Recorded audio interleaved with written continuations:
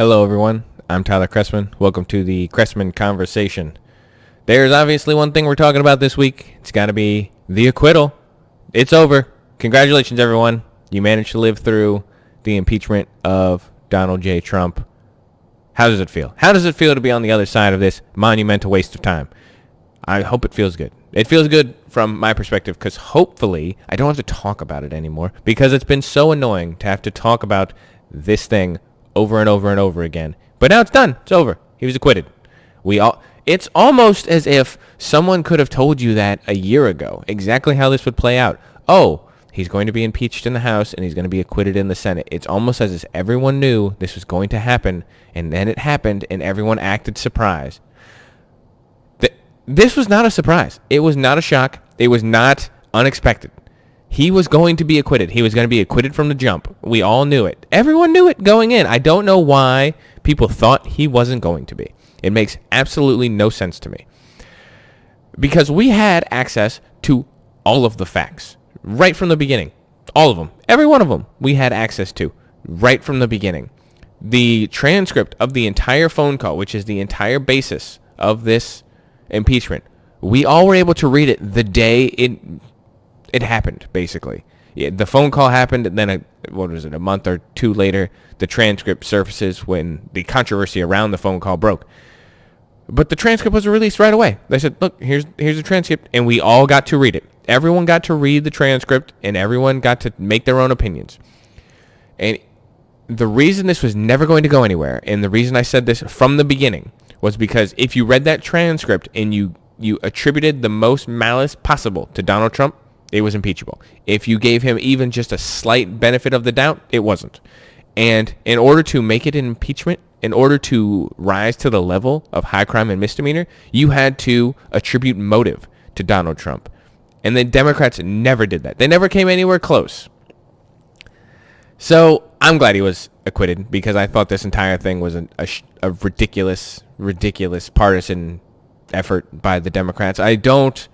I think impeachment is a last case, worst case scenario for somebody who's actively trying to undermine the country or actively doing something for his own benefit. Now, the misrepresentation of sort of Alan Dershowitz's view that he tried to defend the president with, anything that the president can do in office is for the good of the country, therefore it's unimpeachable. That's not exactly what he meant when he was saying that, but that idea that if he does something that forwards the national interest while also doing something that forwards his own personal interest, well, you can't just impeach him for that. So this is a great example of that. Investigating corruption in Ukraine. I might take Joe Biden out of it. Do we think that's a good thing as a nation? That we put a bunch of money in aid in Ukraine, and do we think that they should investigate corruption and try and weed some of it out so we're not wasting money in Ukraine? Yeah, absolutely. Now put Biden into it and say, okay, Joe Biden's son, is he part of that problem? Is Burisma part of the corruption problem in Ukraine? Certainly sounds like it. Is there anyone who disputes that at this point? Not that Joe Biden's corrupt. I don't think he is.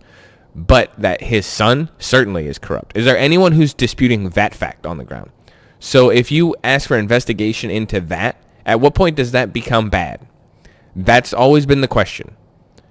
If you're doing that solely to make Joe Biden look bad, then yeah, that's not good. But is there any American interest in doing that? Absolutely. Absolutely there is. And so it makes absolutely no sense to me how the Democrats were able to, in their hatred for Trump, miss this plain fact. Miss this easy, it's a layup at this point. It is a layup to make Donald Trump look bad in this situation. And instead what you've done is you bungled it all up so poorly that Donald Trump's approval ratings have gone up during the impeachment. He's up at 49%. Now people are saying 49, still more than half the country disapproves. 49% is a high in his presidency. And he won the presidency with something like a 40% approval rating. So 49%, he's cruising to victory. And at this point, with Bernie Sanders leading the way, it tastes bad just to say it. But I hope that if Bernie Sanders is the nominee, I hope he wins. I hope Donald Trump beats Bernie Sanders. It is so scary to me, the idea of Bernie Sanders, President Bernie Sanders. I don't know. What's wrong with you people? What is wrong with you people out there who think that this is okay? I remember being a 24-year-old being like, yeah, okay, I could see Bernie Sanders. I hated Hillary Clinton, did not like her at all. So I said, okay, Bernie Sanders, yeah. Okay, now we fast forward to reality time and time to be grown-up adults in the room, and you say, we're going to let the socialist win. And I don't know. I don't know what's wrong with you people. That's all I'm saying. It doesn't make any sense to me that this is the best we've found to combat Donald Trump. That's it. That's what you're going to do. You're going to put up an 80-year-old socialist. You got Donald Trump acquitted. You impeached him. Then he's acquitted. And now we're going to fight him with a socialist. You're making it too easy for him to win. That's all I'm saying. And so Donald Trump, on the heels of his acquittal, he's riding high. He's got his approval ratings are up. Again, 49% approval rating. That's the highest in his entire presidency on the heels of the acquittal. And the one mistake I think Republicans made in this entire thing is not calling witnesses. This is obviously going to be a big controversy from the beginning. The idea, I can't disagree with the Republicans here, though. It is not the job of the Senate to conduct a trial. It's really not. It's not their job to further the investigation. They take the facts that the House laid forth and they make a decision. They have, what they call a trial, but in reality, it's the House that does the investigation and the legwork, and the Senate is supposed to have the quote-unquote trial. But they don't have a whole separate other trial. That's not really their thing. And the idea the Republicans have been saying that it's not our job to do your investigation for you. The way that this is supposed to work is the House has an investigation. They call witnesses. Someone like John Bolton, for example. So you call John Bolton, and Trump says he's not going to testify. Executive privilege. And then what do? Well, there's a third branch of government for this. There's something called the judicial branch of government that you're supposed to appeal to, and then they determine who's in the right. That's the way it's supposed to work. But the House wanted to impeach. So instead of, when they called witnesses, the witnesses who didn't show up, they just said, well, now you're obstructing justice. Second article of impeachment. There's like, nope, not how that works at all, guys. You don't get to just say obstruction of justice because they refuse to come testify. If you issue a subpoena to somebody and they refuse to testify, and then you go to the judiciary and then they don't comply after the judiciary says that they have to, then that's obstruction of justice. If they destroy evidence, that's obstruction of justice. Not coming to testify when asked to come testify, not obstruction of justice. So the Democrats here didn't run a good investigation. They didn't call all the witnesses in the House that they should have. They didn't want to waste time, and they wanted to cram through this impeachment. Then they impeached, and the Senate said, okay, well, you didn't give us anything that proves your case. And I completely agree.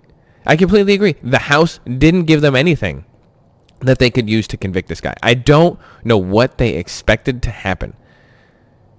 I honestly don't. They keep going on TV and talking about he's a threat to the country. He did this and that. It's an abuse of power. Show it to me. Where is it? I've watched the coverage. I read the transcript. I've heard the testimony. Where is the abuse of power that you're talking about? I don't see it.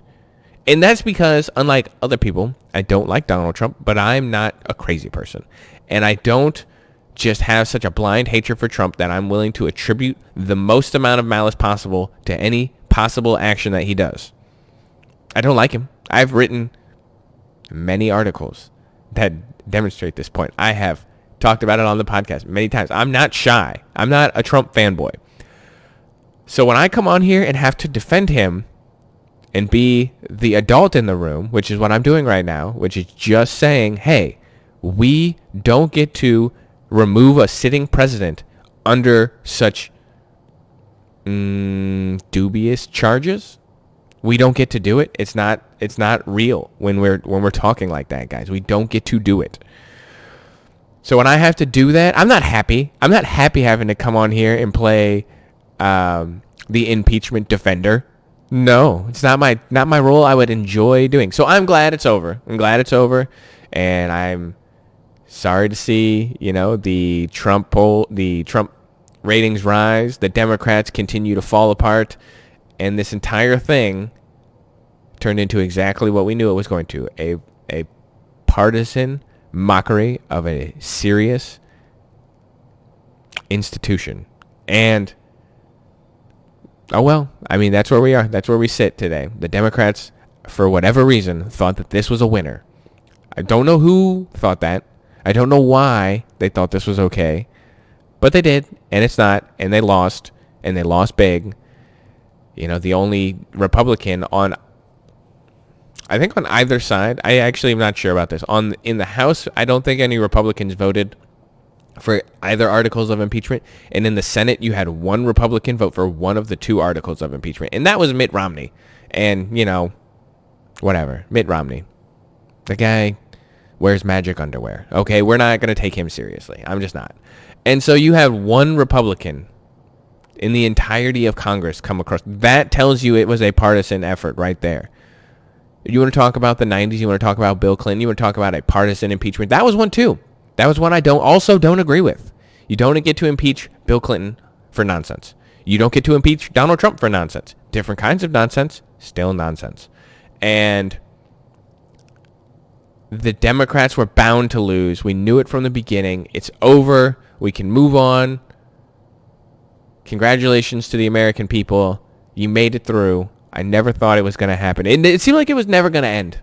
And my fear is that it won't. My fear is that they're going to impeach him again over something else. Because in order to impeach him, all you have to do is find Democrats in the House who hate Donald Trump and will impeach him over nonsense. They've proven they'll do it once. They could do it again. This is the thing. This impeachment might never end. They might just impeach him over something different. They've been saying since day one they need to impeach him. And that's the thing. New people in the House who said this from day one. They're going to impeach him. And now it's happening. And what we're watching is an implosion of government on a federal level that is troubling, to say the least. People are so worried about Donald Trump's presidency descending into tyranny. I see it happening from the other direction. Donald Trump isn't a tyrant. All he's proven since the beginning is that the checks and balances of the government work very well. The things that he's done that people hate, that they consider tyrannical, have all been tied up in the courts. Some of them went his way, some of them didn't. That's the way the system works. But the Democrats, on the other hand, want to just ram through whatever they want, force it down everyone's throat, and then say that it's moral because 51% of the country might believe it. That's not okay. And this impeachment is one of them. This impeachment, they say, look, he's got a 49% approval rating. The impeachment had a 51% approval rating. Okay. Doesn't make it okay. Doesn't make it the moral case, guys. Half of the country believing something doesn't make it the moral case. If it was so obviously impeachable, you'd see numbers like Nixon's impeachment, where it started off kind of bad, and then the numbers just swelled. And everyone, once all the facts were on the ground, everyone realized, oh, this guy's doing bad stuff. He's actually abusing his power. He's actually covering things up. And we never saw that with this because we had all the facts from the jump. Again, you can't impeach him over a phone call and then give the American people the transcript of that phone call the day after. And then when everyone has all the facts, that was the thing about the Nixon thing. As the facts came out, public opinion swayed. When you have all the facts from the beginning, where is there to go with that public opinion? We knew we could all read the transcript. We could all read it from the jump. So what else do we need? Right there, half of the people said yes, half of the people said no. Actually, at that point, more people said no than yes. They said this doesn't seem impeachable, and they pushed forward. They forced it through. And now, again, we're left looking like fools because we had this partisan nonsense take place that just disrupted the government for a year and a half, however long this has been going on. It seems like 10 years. Donald Trump's presidency has seemed like it's lasted 10 years already, and we're not even done with the first term. And I say first term because he's going to win a second term. At this point, he's going to win it. Who are they going to put up against him that's going to win? Which one of these people we're seeing on stage? Biden's falling apart. Bernie seemingly won Iowa. He's definitely going to win New Hampshire. He could possibly win Nevada. Who? Bernie's going to beat Donald Trump? No. Nope. Sorry. Not going to happen. Elizabeth Warren falling off the face of the earth. Pete Buttigieg. Pete Booty. He, you think he's going to beat Donald Trump? The mayor of South Bend, Indiana? No, sorry. Nope. Not going to happen. Donald Trump's going to win a second term, guys. And the Democrats, you got no one but yourself to blame because you couldn't find a nice, young Joe Biden to lead the party. If Joe Biden was 60 and he still had the pep, he still had the fire, he wasn't clearly sliding into dementia, what? Nobody is going to point this out? Like, nobody is going to just say, hey, Joe, you're slipping. Maybe we shouldn't run for president. At this point, it's too late. So you have